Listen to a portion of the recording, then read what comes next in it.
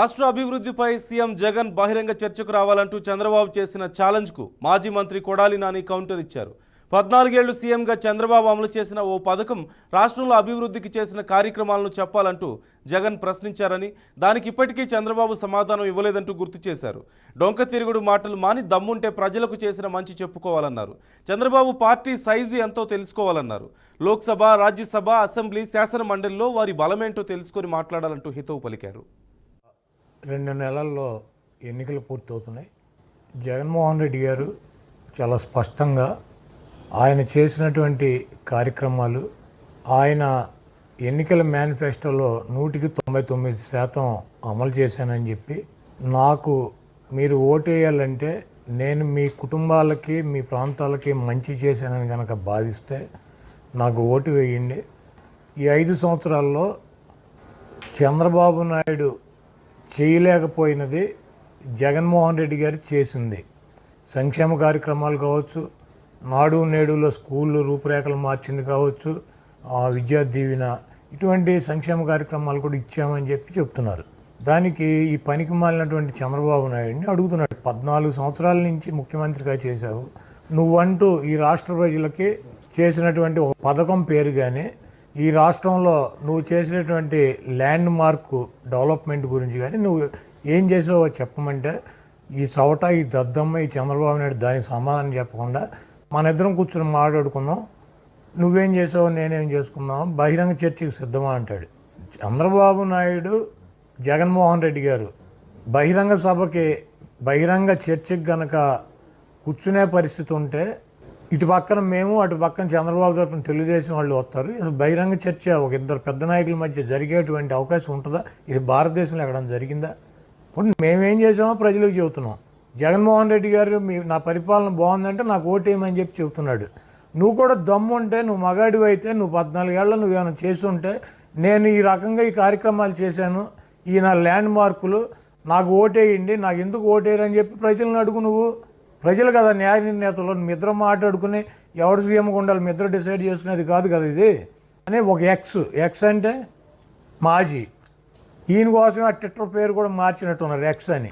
మధ్యలో ఈడేవాడు పొగోడు, ఈడితో చర్చ ఏంటి, ఈడితో కూర్చుని. ఈ నెల 26న చిత్తూరు జిల్లా కుప్పంలో సీఎం జగన్ పర్యటించబోతున్నారు. సీఎం పర్యటన ఏర్పాట్లను మంత్రి పెద్దిరెడ్డి రామచంద్రారెడ్డి పరిశీలించారు. ఈ సందర్భంగా హంద్రీనివా కాలువను జగన్ ప్రారంభిస్తారంటూ చెప్పారు. కుప్పంకు హంద్రీనివా నీరు రాదు అని కొందరు దుష్ప్రచారం చేస్తున్నారంటూ ఆయన మండిపడ్డారు. 14 ఏళ్లుగా సీఎంగా ఉన్న చంద్రబాబు కుప్పానికి నీరు అందించలేదంటూ విమర్శించారు. వైసీపీ ప్రభుత్వ హయాంలో హంద్రీనివా కాలువ పనులు పూర్తి చేసి ప్రారంభించినట్లుగా చెప్పారు. టీడీపీ హయాంలో హంద్రీనివా కాలువ పనులు పూర్తి చేసినట్లుగా కొందరు దుష్ప్రచారం చేస్తున్నారంటూ ఆయన మండిపడ్డారు. ముందు కూడా అన్నా క్యాంటీన్ కుప్పంలో ప్రారంభించారు. ఆ తర్వాత మేము రాజన్న క్యాంటీన్ ప్రారంభించాము. రాజన్న క్యాంటీన్ కూడా 2 చోట్ల పెడతా ఉన్నాము. ఉదయం పూల మార్కెట్ దగ్గర అందరికీ కూడా టిఫిన్ పెడతా ఉన్నాము. అదేవిధంగా మధ్యాహ్నం రాజన్న క్యాంటీన్ ఏదైతే మనం ప్రారంభించామో అక్కడ భోజనాలు పెడతా ఉన్నాము. ఆ క్యూలో ఎంతమంది మా దగ్గర తింటా ఉన్నారు, అక్కడ అన్నా క్యాంటీన్లో ఎంతమంది తింటా ఉన్నారు, ఒకసారి మీరు బేరీజ్ చేసుకొని చెప్తే బాగుంటుంది. కొంతమందికి ఎన్నికల్లో బీజేపీతో పొత్తుంటుందంటూ జనసేన అధినేత పవన్ కళ్యాణ్ స్పష్టం చేశారు. తూర్పుగోదావరి జిల్లా పర్యటనలో భాగంగా రాజమండ్రిలో నిర్వహించిన పార్టీ నేతల సమావేశంలో క్లారిటీ ఇచ్చారు. టీడీపీ, బీజేపీతో కలిసి ఎన్నికల్లో పోటీ చేయబోతున్నామంటూ తేల్చి చెప్పారు. ఎన్నికల మేనేజ్మెంట్ గురించి పార్టీ శ్రేణులకు పవన్ దిశానిర్దేశం చేశారు. రాజమండ్రి రూరల్ నుంచి టీడీపీ, జనసేన అభ్యర్థిగా పోటీ చేయబోతున్నట్లుగా కందుల దుర్గేష్ తెలిపారు. సిట్టింగ్ ఎమ్మెల్యే గోరంట్లను కలుపుకొని వెళ్లాలంటూ పవన్ సూచించినట్లుగా తెలిపారు. పార్లమెంట్ నియోజకవర్గానికి సంబంధించి పూర్వపు తూర్పుగోదావరి జిల్లాలో ఉన్నటువంటి 4 అసెంబ్లీ సెగ్మెంట్లు, రాజమండ్రి రూరల్, రాజమండ్రి సిటీ, రాజానగరం, అనపర్తి నియోజకవర్గాలకు సంబంధించి జనసేన పార్టీకి సంబంధించినటువంటి కార్యకర్తలందరికీ కూడా దిశానిర్దేశం చేసేటువంటి కార్యక్రమాన్ని పవన్ కళ్యాణ్ గారు చేపట్టారు. ఉదయం నుంచి ఇప్పటి వరకు కూడా పూర్తి స్థాయిలో మనం ఎలక్షనీరింగ్ ఎలా చేసుకోవాలి, సమయం తక్కువ ఉంది కనుక ఏదైతే వనరులు సమకూర్చుకోవడం కానీ, లేకపోతే ప్రజల దగ్గరికి వెళ్ళటం కానీ, ప్రజలకి మన పార్టీల యొక్క ముఖ్య ఉద్దేశాలను తెలియజెప్పడం కానీ, వీటన్నిటి మీద కూడా సమగ్రమైనటువంటి సమాచారాన్ని వాళ్ళకి అందించి వాళ్ళందరూ కూడా మనకు ఓటు వేసే విధంగా చేసుకోండి, ఎలక్షనీరింగ్ చేయండి అనేటువంటి మాట వారు చెప్పడం జరిగింది. దాంతోపాటు రాజమండ్రి రూరల్ సీటుకు సంబంధించి ఇవాళ మాకు కొంత స్పష్టతను ఆయన ఇవ్వడం జరిగింది. రాజమండ్రి రూరల్ సీటు గతంలో కూడా జనసేన పార్టీకి బలంగా ఉంది. మొన్నటి ఎలక్షన్లో కూడా మనం ఎక్కువ ఓట్లు తెచ్చుకున్నాం. రేపొద్దున కూడా ఖచ్చితంగా నెగ్గే సీట్ అవుతుంది కనుక రాజమండ్రి రూరల్ సీట్ నుంచి జనసేన పార్టీ పోటీ చేస్తుంది. దానికి కందుల దుర్గేష్ అభ్యర్థిగా ఉంటాడనేటువంటి మాట కూడా శ్రీ పవన్ కళ్యాణ్ గారు మాకు స్పష్టత ఇవ్వడం జరిగింది.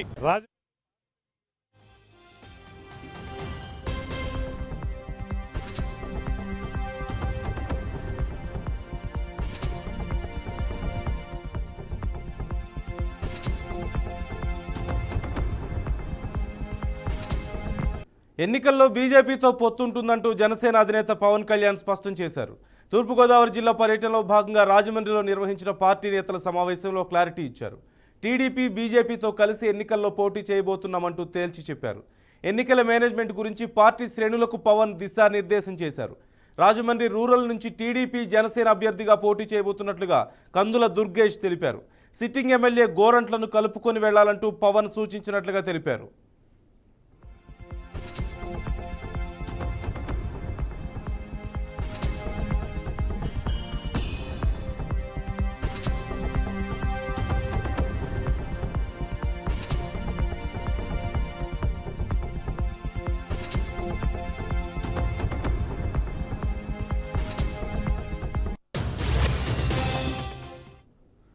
ఈ అంశానికి సంబంధించి పూర్తి సమాచారం మా రాజమండ్రి ప్రతినిధి సురేష్ అడిగి తెలుసుకుందాం. సురేష్, రాజమండ్రి రూరల్ అర్బన్తో పాటుగా మరికొన్ని స్థానాల విషయంలో క్లారిటీ వచ్చినట్లుగా తెలుస్తుంది. జనసేన టికెట్ల విషయంలో డీటెయిల్స్ ఏంటి, ఎవరెవరు పోటీ చేయబోతున్నారు, అలాగే పవన్ కళ్యాణ్ పర్యటన ప్రధాన ఉద్దేశం ఏంటి, ఎవరెవరిని కలుస్తున్నారు, ఏ విషయాల గురించి చర్చిస్తున్నారు? ప్రధానంగా పవన్ కళ్యాణ్ మొత్తం 4 నియోజకవర్గాల పైన దృష్టి సారించి సమావేశాన్ని ఏర్పాటు చేసినట్లుగా తెలుస్తుంది. ప్రధానంగా రాజానగరం, రాజమండ్రి సిటీ, రాజమండ్రి రూరల్, అలాగే అనపర్తి, ఈ 4 నియోజకవర్గాలకు సంబంధించి నాయకులంతా సమావేశానికి హాజరయ్యారు. జనసేన నాయకులు హాజరయ్యారు, అలాగే టీడీపీ నుంచి కూడా అనేక మంది హాజరయ్యారు. ఏదైనప్పటికీ కూడా సమావేశంలో దాదాపు 5 గంటల పాటు సుదీర్ఘంగా చర్చలు జరిపారు. చర్చలు జరిపిన తర్వాత రాబోయే ఎన్నికల్లో ఏ రకమైన పథక వ్యూహంతో ముందుకు వెళ్లాలనే దానిపైన విస్తృతంగా చర్చ జరిగింది. దాంతో పాటుగా ప్రధానంగా గతంలో రాజానగరాన్ని తొలిసారిగా పవన్ కళ్యాణ్ రాజానగరము అలాగే కోనసీమ జిల్లాలో రాజోలు నియోజకవర్గాల్లో తమ అభ్యర్థులు పోటీ చేస్తారని చెప్పేసి పొత్తులో ఉన్నప్పటికీ కూడా ప్రకటించారు. టీడీపీతో పొత్తులో ఉన్నప్పుడు కూడా. అయితే ఈ రోజు జరిగినటువంటి సమావేశంలో చర్చ ప్రధానంగా సామాజిక సమీకరణాలు అలాగే రాజకీయ సమీకరణాలు అన్ని దృష్టిలో ఉంచుకొని రాజమండ్రి రూరల్ నియోజకవర్గానికి సంబంధించి జనసేన నుంచి ఉమ్మడి తూర్పుగోదావరి జిల్లాల జనసేన అధ్యక్షుడు కందుల దుర్గేష్ ని ఆయన ప్రకటించడం జరిగింది. దీనిపైన కందుల దుర్గేష్ కూడా తనకు రాజమండ్రి రూరల్ నియోజకవర్గంలో సమావేశంలో ఆయన ప్రకటించారని చెప్పేసి ఆయన మీడియాతో కూడా మాట్లాడిన పరిస్థితి అయితే ఉంది. అయితే స్థానికంగా ఉన్నటువంటి సిట్టింగ్ ఎమ్మెల్యే గోరంట్ల బుచ్చే చౌదరి పరిస్థితి ఏమిటనే దానిపైన ఇప్పుడు ప్రధానంగా చర్చ నడుస్తుంది. బుచ్చే చౌదరి కూడా గతంలో కూడా రాజమండ్రి రూరల్ నుంచి తానే పోటీలో ఉంటాను అని చెప్పి ఆయన ప్రకటించారు. అలాగే విడివిడిగా పొత్తులో ఉన్నప్పుడు జనసేన టీడీపీ 2 పొత్తులో ఉన్నప్పటికీ కూడా వ్యక్తిగతంగా ఒక్కొక్కరు జనసేన నుంచి తాను పోటీలో ఉన్నానని కందుల దుర్గేష్, టీడీపీ నుంచి తానే పోటీలో ఉన్నానని బుచ్చే చౌదరి ఇద్దరు వేరు వేరు సమావేశాలు పేర్కొనడం జరిగింది. Right Suresh, thanks for the updates. America మాజీ అధ్యక్షుడు డొనాల్డ్ ట్రంప్ సంచలన వ్యాఖ్యలు చేశారు. గాజాపై ఇజ్రాయెల్ దాడుల్లో భారీగా పౌరమరణాలు జరిగాయి. ఉత్తర కొరియా, రష్యా మధ్య సంబంధాలు మరింత బలపడుతున్నాయి. అమెరికా మాజీ అధ్యక్షులు ట్రంప్ సంచలన వ్యాఖ్యలు చేశారు. అమెరికా రోజుకు క్షీణిస్తుందని, ఒక విఫల దేశం అంటూ వ్యాఖ్యానించారు. రష్యా ప్రతిపక్ష నేత అలెక్సీ నావల్నీ జైల్లో మృతి చెందిన 72 గంటల తర్వాత తొలిసారి ఆయన స్పందించారు. నావల్నీ మృతికి తాను ఎదుర్కొంటున్న న్యాయపరమైన సమస్యలకు ముడిపెడుతూ మాట్లాడారు. సామాజిక మాధ్యమంలో ట్రంప్ ఈ మేరకు పోస్ట్ చేశారు. అలెక్సీ నావల్నీ ఆకస్మిక మృతి ఘటనతో అమెరికాలో ఏం జరుగుతుందో తనకు అవగాహన ఉందన్నారు. నిజాయితీ లేని రాడికల్ లెఫ్ట్ రాజకీయ నాయకులు, ప్రాసిక్యూటర్లు, న్యాయమూర్తులు నెమ్మదిగా మనల్ని వినాశనం వైపు తీసుకెళ్తున్నారంటూ రాసుకొచ్చారు. తెరిచిన సరిహద్దులు, ఎన్నికల రిగ్గింగ్, అన్యాయపూరితమైనటువంటి కోర్టుల నిర్ణయాలు అమెరికాను నాశనం చేస్తున్నాయంటూ మనసులోని మాట బయటపెట్టారు. గాజాపై ఇజ్రాయెల్ జరుపుతున్న దాడుల్లో భారీగా పౌర మరణాలు సంభవిస్తున్నాయి. ఆది సోమవారాల్లో 24 గంటల వ్యవధిలో 107 మంది మృతి చెందారు. వారి మృతదేహాలను హాస్పిటల్కి తరలించారు. దీంతో గాజాలో మొత్తం మృతుల సంఖ్య 29,092కు చేరుకుంది. 69,000 మంది గాయపడ్డారు. మరోవైపు 10,000 మంది మిలిటెంట్లను అంతమొందించామని ఇజ్రాయెల్ సైన్యం ప్రకటించింది. 236 మంది తమ సైనికులు చనిపోయారని తెలిపింది. బ్రిటన్లో రిజిస్టర్ అయి లెబనాన్ నడుపుతున్న రవాణా నౌకపై ఆదివారం హౌతీ రెబల్స్ దాడి చేశారు.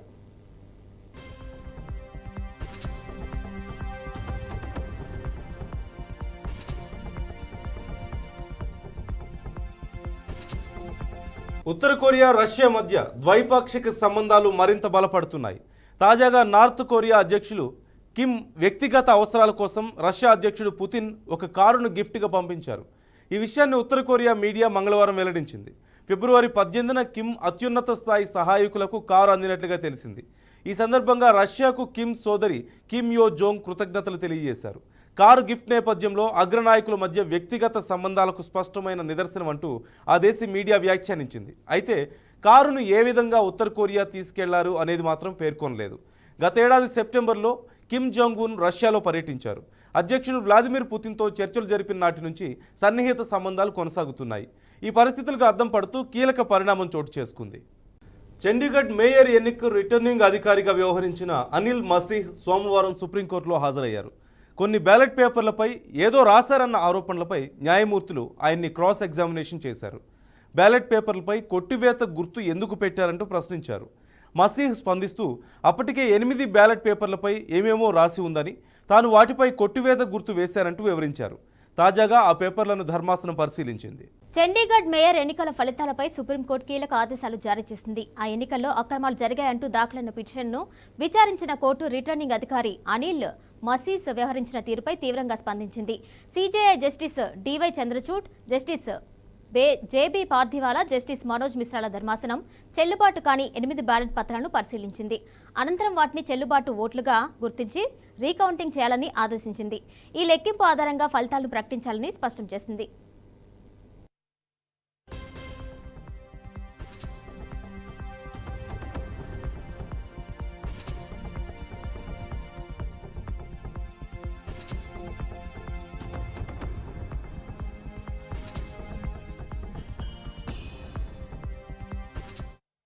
జమ్మూ కాశ్మీర్ను అన్ని విధాలుగా అభివృద్ధి చేస్తామంటూ ప్రధాని నరేంద్ర మోదీ అన్నారు. కాశ్మీర్ అభివృద్ధిని కాంగ్రెస్ ఎన్నడూ పట్టించుకోలేదన్న ఆయన కాంగ్రెస్ కేవలం కుటుంబ రాజకీయాలు మాత్రమే చేసిందంటూ ఎద్దేవా చేశారు. త్వరలో వికసిత్ కాశ్మీర్ సాకారం అవుతుందని, ఇంతకుముందు కాశ్మీర్ నుంచి చెడు వార్తలే వచ్చావంటూ ప్రధాని గుర్తు చేశారు. జమ్మూ కాశ్మీర్కు ఐఐటి, ఐఐఎం తీసుకొచ్చామంటూ చెప్పిన మోదీ గ్యారంటీ అంటే ఇలా ఉంటుందంటూ చెప్పుకొచ్చారు. జమ్మూ కాశ్మీర్లో పలు అభివృద్ధి కార్యక్రమాలకు ప్రధాని ఇవాళ శ్రీకారం చుట్టిన సందర్భంలో ఈ వ్యాఖ్యలు చేశారు. हमारी बहनों को वो हक भी मिले हैं जिनसे पहले उनके वंचित रखा गया था. साथियों, आपने नमो ड्रोन दीदी योजना के बारे में भी सुना होगा. मोदी की गारंटी है कि हमारी बहनों को ड्रोन पायलट बनाया जाएगा. मैं कल एक बहन का इंटरव्यू देख रहा था. वो कह रही थी मुझे तो साइकिल चलाना भी नहीं आता था और आज मैं ट्रेनिंग के बाद ड्रोन पायलट बनकर के घर जा रही हूं. देश में बहुत बड़ी संख्या में बहनों की ट्रेनिंग शुरू भी हो चुकी है.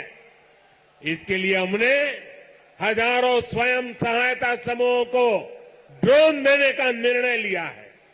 लाखों रुपए के इन ड्रोन से खेती और बागवानी में मदद मिलेगी.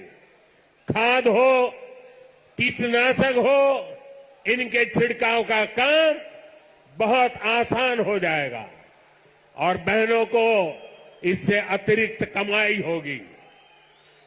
भाई और बहनों, पहले भारत के बाकी हिस्से में एक काम होता था और जम्मू कश्मीर में उसका लाभ या तो मिलता ही नहीं था या फिर बहुत देर से मिलता था. आज विकास के सारे कार्य पूरे देश में एक साथ हो रहे हैं. आज देश भर में नए एयरपोर्ट बन रहे हैं.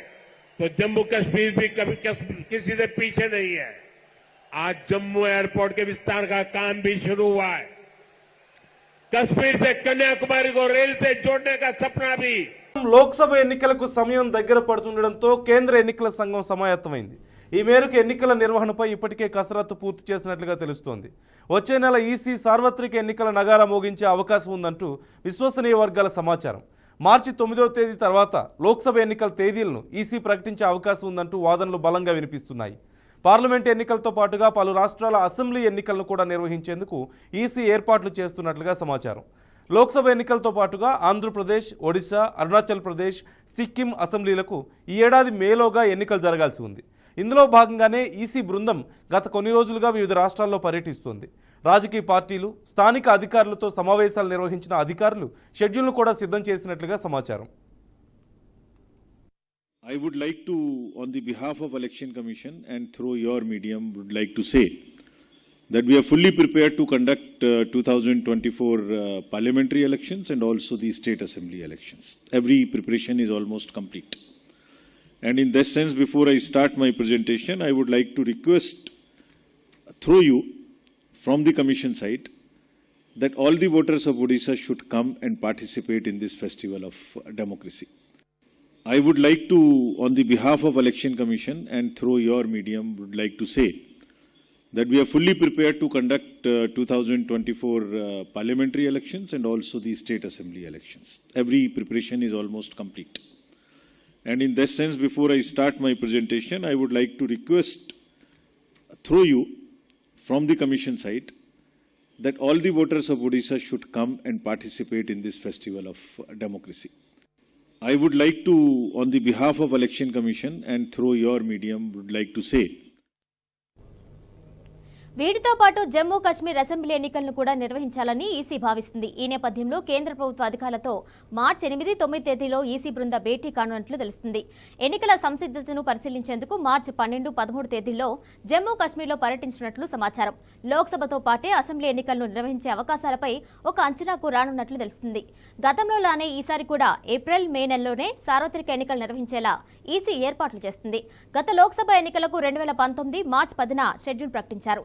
ఏప్రిల్ 11 నుంచి మే 19వ తేదీ వరకు 7 దశల్లో పోలింగ్ జరిగింది. మే 23న ఓట్ల లెక్కింపు చేపట్టి ఫలితాలు వెల్లడించారు. మార్చి 9 తర్వాత లోక్సభ ఎన్నికల షెడ్యూల్ రిలీజ్ అయ్యే అవకాశం ఉంది. జమ్మూ కాశ్మీర్లో పర్యటించిన ప్రధాని మోదీ కీలక వ్యాఖ్యలు చేశారు. చండీగఢ్ మేయర్ ఎన్నిక చెల్లదంటూ సుప్రీంకోర్టు సంచలన తీర్పు ఇచ్చింది. టీడీపీ నూజివీడు ఇన్ఛార్జిగా పెనమలూరు ఎమ్మెల్యే కొలుసు పార్థసారథిని ఆ పార్టీ అధినాయకత్వం నియమించింది. ఏలూరు ఎంపీ ఇన్ఛార్జి పదవిని కూడా పార్థసారథికే కట్టబెట్టింది. TDP Nuzvid incharge Mudraboina Venkateswara Rao YCP వైపు చూడడంతో పార్టీ అధినాయకత్వం ఈ నిర్ణయం తీసుకుంది. 2014, 19 ఎన్నికల్లో టీడీపీ తరపున పోటీ చేసి ముద్రబోయిన ఓడిపోయారు. దీంతో ఈసారి టికెట్ దక్కడం కష్టమే అని భావించిన ముద్రబోయిన వైసీపీ అధినాయకత్వాన్ని కలిశారు. సీఎం వైఎస్ జగన్తో కలిసి చర్చించారు. ఇలాంటి పరిస్థితుల్లో వైసీపీకి రాజీనామా చేసి టీడీపీకి దగ్గరైన పార్థసారథికి నూజివీడు బాధ్యతలు అప్పగించారు. తెలుగు రాష్ట్రాల రాజ్యసభ అభ్యర్థులు ఏకగ్రీవమయ్యారు. ఏపీ నుంచి వైసీపీకి చెందిన గొల్లా బాబురావు, మేడ రఘునాథన్ రెడ్డి, వైవి సుబ్బారెడ్డిలు ఏకగ్రీవమయ్యారు. ఇక తెలంగాణ నుంచి కాంగ్రెస్ పార్టీ అభ్యర్థులు రేణుకా చౌదరి, అనిల్ కుమార్ యాదవ్ ఏకగ్రీవమయ్యారు. ఇక బీఆర్ఎస్ నుంచి వద్దిరాజు రవిచంద్ర రాజ్యసభకు ఏకగ్రీవంగా ఎంపికయ్యారు. దీంతో ఆయా పార్టీల నేతలు, కార్యకర్తలు ఏకగ్రీవమైన అభ్యర్థులకు శుభాకాంక్షలు తెలిపారు. ఢిల్లీలో సీఎం రేవంత్ రెడ్డి పర్యటిస్తున్నారు. తెలుగు రాష్ట్రాలకు చెందిన రాజ్యసభ ఎంపీ అభ్యర్థులు ఏకగ్రీవమయ్యారు. నూజివీడు టీడీపీ ఇన్ఛార్జిగా కొలుసు పార్థసారథిని నియమించారు. ఇక డీటెయిల్స్ చూస్తున్నాం. ఢిల్లీ పర్యటనలో తెలంగాణ సీఎం రేవంత్ రెడ్డి బిజీగా గడుపుతున్నారు. పార్టీ అగ్రనేతలతో పాటుగా వరుసగా కేంద్ర పెద్దలను కలుస్తున్నారు. ఢిల్లీ పర్యటనలో భాగంగా కేంద్ర మంత్రి నితిన్ గడ్కరీతో భేటీ అయ్యారు. జాతీయ రహదారుల నిర్మాణం, ఫ్లైఓవర్లు, ఇన్నర్ రింగ్ రోడ్లు, ఇతర అంశాలపై చర్చించారు. సీఎం రేవంత్ రెడ్డి వెంట డిప్యూటీ సీఎం భట్టి విక్రమార్క, మంత్రి కోమటిరెడ్డి వెంకటరెడ్డి ఉన్నారు.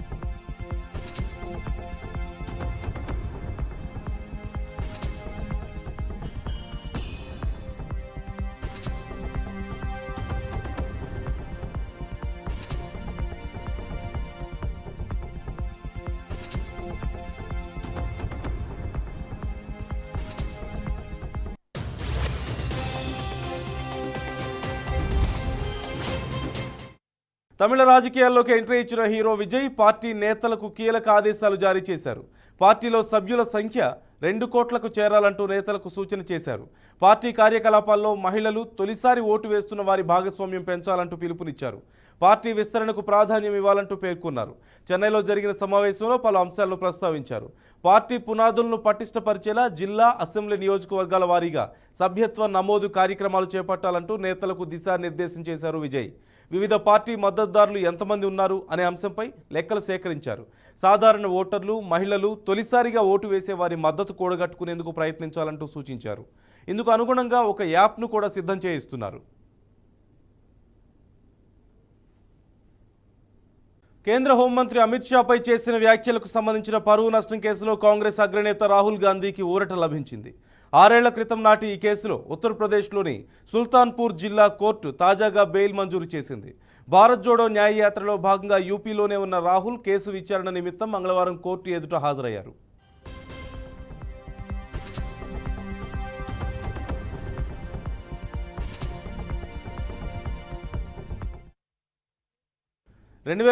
మే నెలలో కర్ణాటక అసెంబ్లీ ఎన్నికల ప్రచారానికి వెళ్లిన రాహుల్ కేంద్ర మంత్రి అమిత్ షాపై అనుచిత వ్యాఖ్యలు చేశారు. రాజకీయాల్లో స్వచ్ఛంగా, నిజాయితీగా ఉంటామని చెప్పే భాజపా ఓ హత్య కేసులో నిందితుడిని పార్టీ అధ్యక్షుడిగా ఎన్నుకుంది అంటూ ఆరోపించారు. ఆ సమయంలో అమిత్ షా భాజపా జాతీయ అధ్యక్షునిగా ఉన్నారు. ఈ క్రమంలోనే యూపీకి చెందిన భాజపా నేత విజయ్ మిశ్రా అదే ఏడాది ఆగస్టులో రాహుల్పై ప్రత్యేక ఎంపీ, ఎమ్మెల్యే కోర్టులో ఫిర్యాదు చేశారు. కేంద్ర హోంమంత్రి అమిత్ షాపై చేసిన వ్యాఖ్యలకు సంబంధించిన పరువు నష్టం కేసులో కాంగ్రెస్ అగ్రనేత రాహుల్ గాంధీకి ఊరట లభించింది. 6 ఏళ్ల క్రితం నాటి ఈ కేసులో ఉత్తరప్రదేశ్లోని సుల్తాన్పూర్ జిల్లా కోర్టు తాజాగా బెయిల్ మంజూరు చేసింది. భారత్ జోడో న్యాయ యాత్రలో భాగంగా యూపీలోనే ఉన్న రాహుల్ కేసు విచారణ నిమిత్తం మంగళవారం కోర్టు ఎదుట హాజరయ్యారు.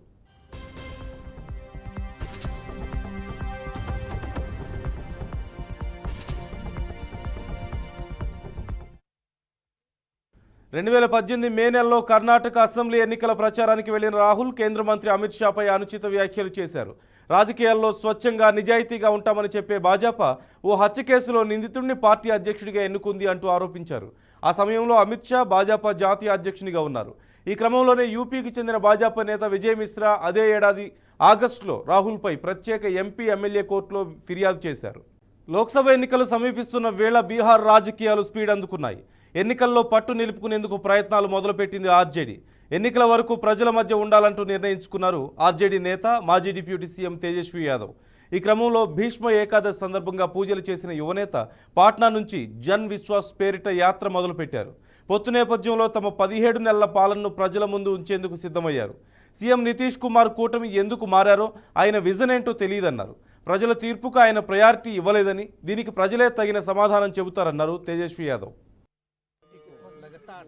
समर्थन, प्यार, आशीर्वाद देने का काम किया और लगातार बिहार में 2 चुनावों से बिहार की सबसे बड़ी पार्टी बनाने का काम किया है और इस बार भी आने वाले समय में भी पूरी मजबूती के साथ जनता जो है हम लोगों के साथ खड़ी रहेगी। और आप सब लोग जान रहे हैं कि नीतीश कुमार जी का कोई विजन नहीं है और ना ही गठबंधन बदलने का कोई रीजन है। उनका ना कोई विजन है और ना ही गठबंधन बदलने का कोई रीजन है। तो आज अपनी माता की ममता, पिता की क्षमता। జోగులాంబ గద్వాల జిల్లాలో ఫుడ్ పాయిజన్ కలకలం రేపింది. గద్వాల మండలం రేకులపల్లి గ్రామంలో ప్రభుత్వ ప్రాథమిక పాఠశాలలో విద్యార్థులు అస్వస్థతకు గురయ్యారు. మధ్యాహ్న భోజనం తిన్న తర్వాత ఫుడ్ పాయిజన్ అయి 14 మంది విద్యార్థులు అనారోగ్యానికి గురయ్యారు. జిల్లా ప్రభుత్వ ఆసుపత్రికి తరలించి విద్యార్థులకు వైద్యం అందించారు.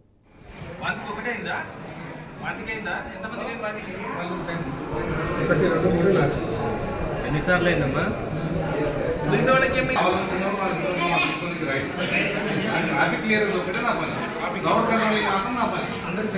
గవర్నమెంట్ స్కూల్ నుంచి 13 మెంబర్స్ చిల్డ్రన్ వచ్చారు. దాంట్లో ఒక 3 మెంబర్స్ చిల్డ్రన్కి ఏమో వామిటింగ్స్ ఉన్నాయి.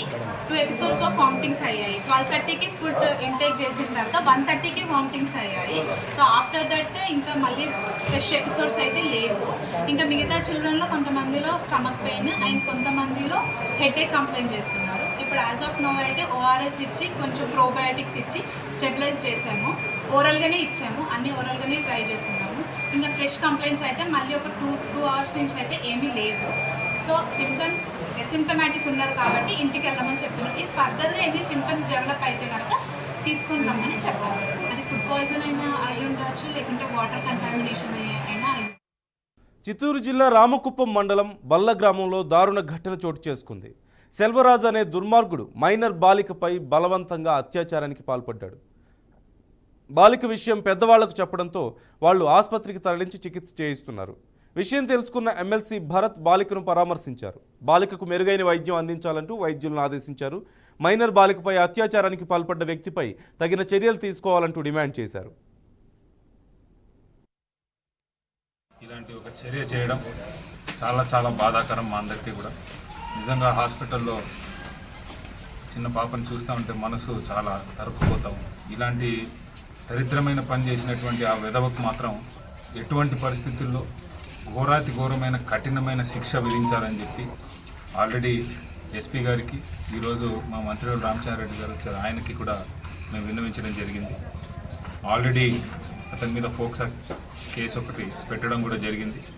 డిఎస్పీ గారి దృష్టికి కూడా ఈ ఇష్యూ తీసుకొని వెళ్ళాము.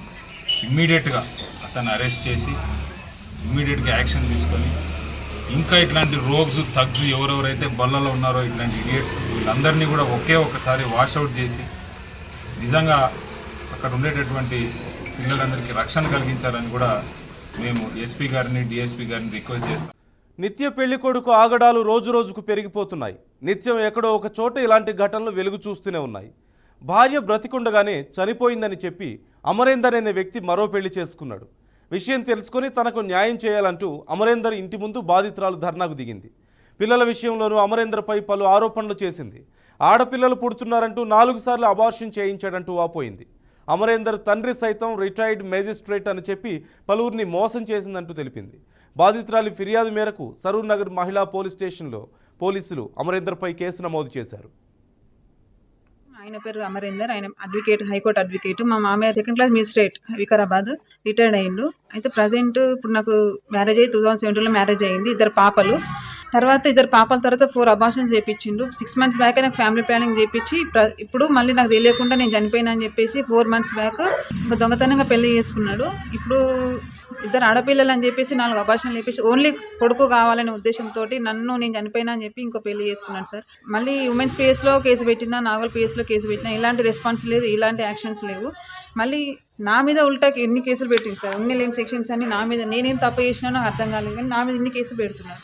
ఎఫ్ఐఆర్ ఫైల్ అయింది ఉమెన్స్ స్పేస్లో, కానీ ఇంతవరకు మళ్ళీ వాళ్ళ మీద ఇలాంటి యాక్షన్ లేదు, ఇలాంటి ఏం లేదు సార్. ఇంత అన్యాయం జరుగుతున్నా కానీ ఇప్పుడు సమాజంలో ఇంత ఆడపిల్లలు అని చెప్పేసి ఆడపిల్లలు పుట్టడం తప్ప సార్. నాకు కావాల్సింది ఆడపిల్లలు అని సార్. ఆడపిల్లలు అని చెప్పేసి నాకు అన్యాయం జరిగింది. మీరే ఎలాగా దయచేసి న్యాయం చేయాలని గవర్నమెంట్ తరఫున ప్రభుత్వాన్ని కోరుకుంటున్నాను సార్.